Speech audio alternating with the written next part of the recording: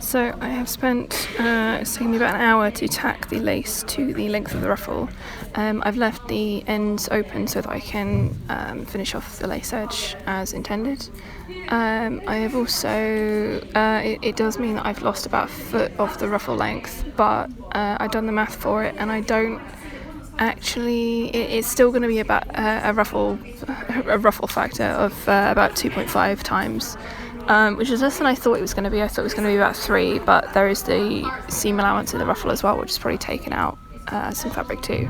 So I'm still fairly confident I can get this done.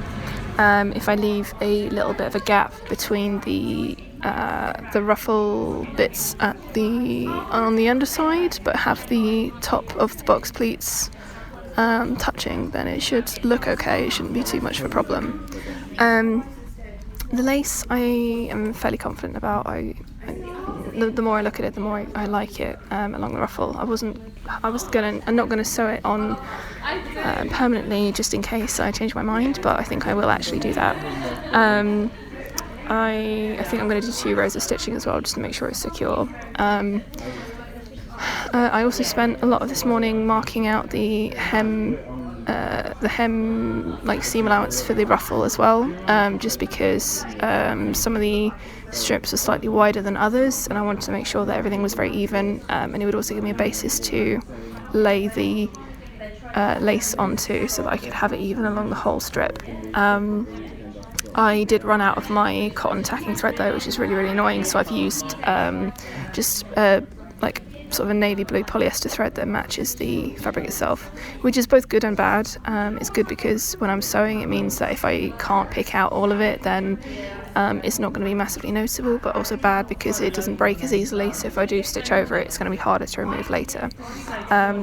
But hopefully that should be fine. The bottom edge I've only marked with friction pen on the underside because I'm still trying to figure out what I'm doing with that, and I don't want to have to go back and remove all those tacking threads after. I'd rather just sort of have a finished thing. I think I'm going to join the ends of the ruffle so that they form a circle, and then I can start box pleating down, and then I can sort of jiggle pleats around as I need to fit the edge of the skirt.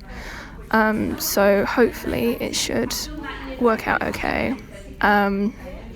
Ideally I want the ruffle to be smaller than the hem of the skirt so that I can let pleats out as opposed to having to take them in, but it should be fine. So I am running out of time today though. I've only got about half an hour before I need to head off, so I think I will join the ends of the ruffle and then see how I'm at and go from there.